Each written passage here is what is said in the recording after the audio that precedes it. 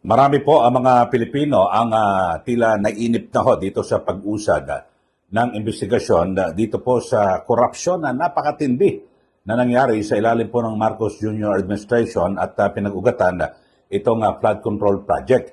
Pero ngayon ay lubhang nakakagulat dahil sa ang lahat ng itinuturo, di po ba, at umiikot dito po sa isyong ito, ay ito pong si dating House Speaker Martin Romualdez. Pero sa ngayon ay tila parang bakit nauna pa itong si dating Senador Ramon Bong Revilla Jr. at siya ho ngayon ang kinasuhan at ngayon po ay meron na po siyang warrant of arrest. At siya po ang parang naging panakip butas ng lahat ng ito. Kasi di ba hinihingi po ng taong bayan na sana meron pong mapanagot at makulong na malaking tao dito po sa flood control project na ito. Pero ang nakapagtataka, mga kababayan, ay ito pong si dating Senador Bong Revilla ang inuna. At yun ho, ngayon ang kagandahan ho rito kay Senador Bong Revilla, binabanggit niya na, di ba, nung lumabas po yung warrant mula po sa Sandigan Bayan, ay hindi na po ito nag-atubili. Agad na nagtungo po ito dyan po sa Camp Crame kagabi at isinuko ang kanyang sarili, mga kababayan. At tapos kinabukasan ay nagtungo dyan po sa Sandigan Bayan para kasi matik ho ito na kailangan parang return to warrant. Ibabalik po yung warrant sa nag-issue, yung Sandigan Bayan. At nakusaan ay yun nga ho, kusa at talagang ito pong si Senador Bong Revilla ay kanyang ipinakita na wala ho siyang kasalanan at ang sabi niya nga ho, malinis po yung kanyang konsensya. Ito, panoorin ho natin at meron hong ambush interview dito po kay Senador Bong Revilla at nagpapasalamat po siya sa mga tao na nagdadasal sa kanya at ang binibigyan diin po niya ay malinis ang kanyang konsensya. Ito, panoorin natin si Senator Bong Revilla. Maraming salamat po sa mga nagdadasal para sa akin. Malinis po ang aking konsensya.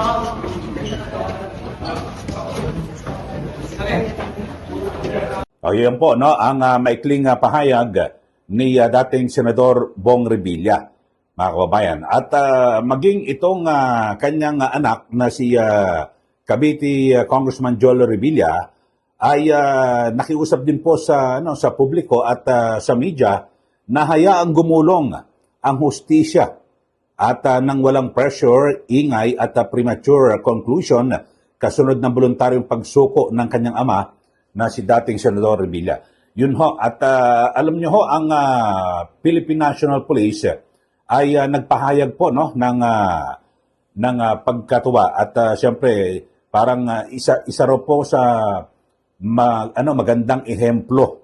Ito pong si Senador Bong Revilla sa lahat po ng mga, 'di ba, na mga akusado at 'di ba kapag may tao na mayroon pong warrant of arrest, ito voluntary ho agad na sumuko. Kaya nga binabanggit ho ng Philippine National Police na katulad po ng mga high profile, ito talagang kilalang tao ho itong si Senador Revilla, hindi na po siya nag-atubili at voluntaryo na sumuko diyan po sa Camp Crame at nagtungo sa Sandigan Bayan. So siya raw po ay dapat ay magsilbing ehemplo na mga fugitives at yung mga high profile suspect na kung saan dapat harapin po nila yung batas kasi ganyan naman ho talaga, di ba? Yung umiiral na sistema dito po sa ating bansa, kapag may warrant, di ba? Agad na sumuko. Dalawa ho yung kaso, baka malito ho kayo mga kababayan. Dalawa po yung kaso na kinakaharap ni Senator Revilla. So yung una ay nakapaglagak po siya ng piyansa na 90,000 pesos. At ito po ay hiwalay na kasong GRAP na isinampalabang po sa kanya sa Sandigan Bayan sa 4th Division. At yung kaso ay may kaugnayan pa rin sa umaray 92.8 million pesos na ghost flood control project dyan po sa Pandi, Bulacan. Pero alam niyo naman ho, dito ho sa mga, bagamat yung isa pang kaso ay may tuturing na non-bailable, Sabi ho ng NBI, ay pwede hong mag-file ng motion to post bail ang dating Senador Bong Revilla kasi at iba pang individual kasi depende na rin po ito no sa magiging desisyon ng Sandigan Bayan at siyempre kung makita ho ng Sandigan Bayan na pwede hong sabihin mahina po ang ebidensya na naipresenta po ng Department of Justice, pwede ho siyang makapagpiyansa at tuluyan ng makalaya ito pong dating senador. Pero dito ho, sa kabila ho ng mga isyong ito, kasi talagang lahat po tinuturo, yung mga kontraktor, di ba? Halimbawa si Diskaya, ang tinuturo yung mga kontraktor. At talagang inisa-isa mo mga kababayan, lahat, nakaturo ho lahat kay Martin Romualdez.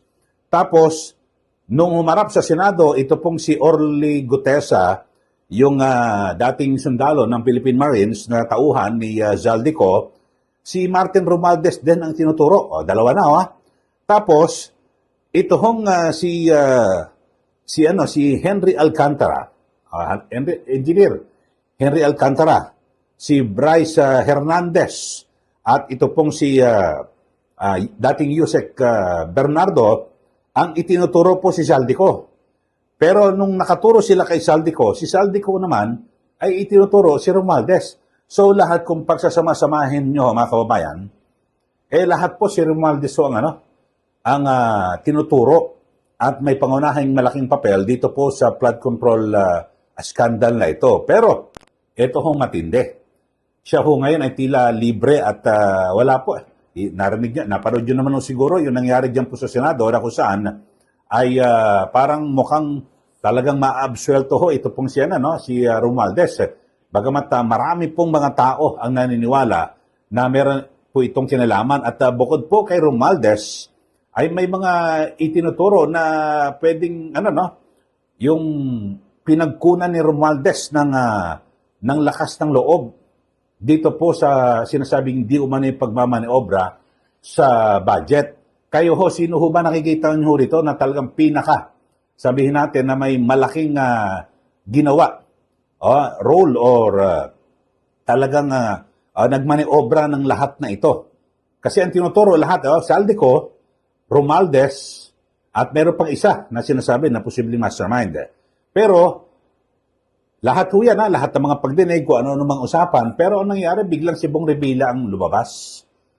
So, ito ho ay masasabi nating pantapal o panakip butas sa lahat po ng mga nangyayari.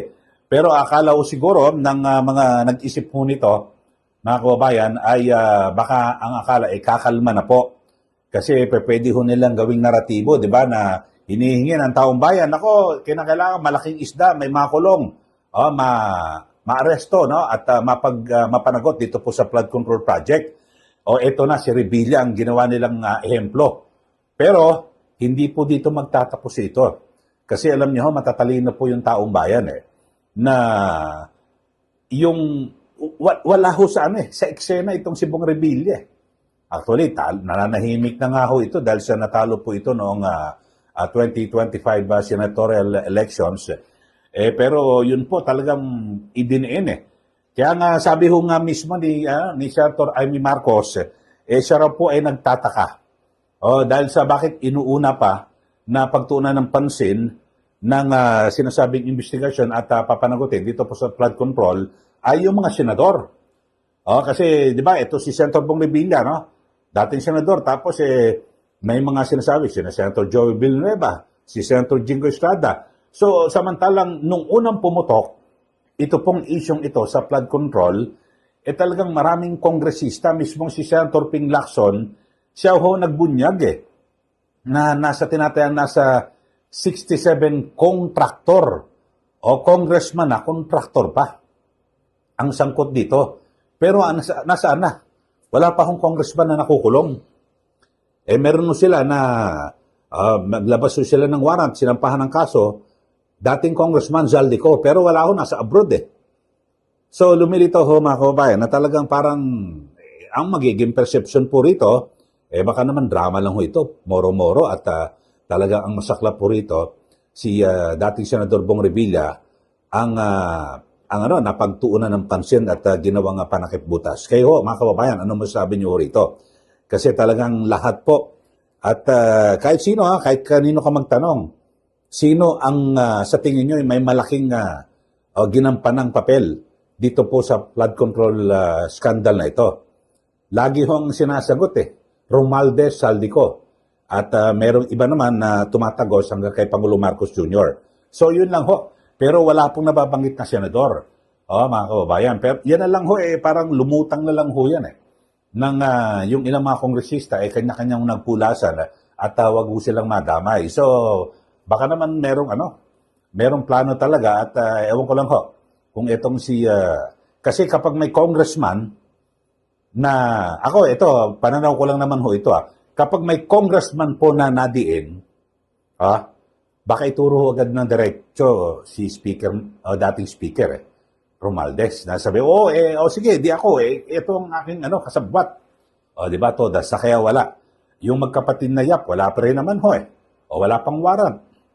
O nakasuhan. Pati yung Garjola, nirekomendang kasuhan. Pero wala pa ho. Inuna pa ho ang senador, dating senador. So, yun lang ho mga kababayan at abangan natin kung saan patutungo ito hong isyong ito. Pero sa aking pananaw ho mga kababayan, dapat talaga inuna ho rito yung mga kongresista. Kasi yung unang pagputok yan po talaga ang tinumbok lahat. Tapos ay itong mismong si dating House Speaker Martin Romualdez. Yun lang ho mga kababayan. Sige, mag-comment na po kayo at huwag niyo rin pong kalimutan na i-like at i-share. At siyempre, ay sa mga bago lang po sa ating channel, mag-subscribe na po kayo. Hanapin niyo rin po yung aking Facebook account, Eli Saludar. At para kayo po laging updated dito po sa ating mga pinag-uusapan na issue. Maraming salamat. Muli ito po si Ka Eli. Magandang araw po sa ating lahat.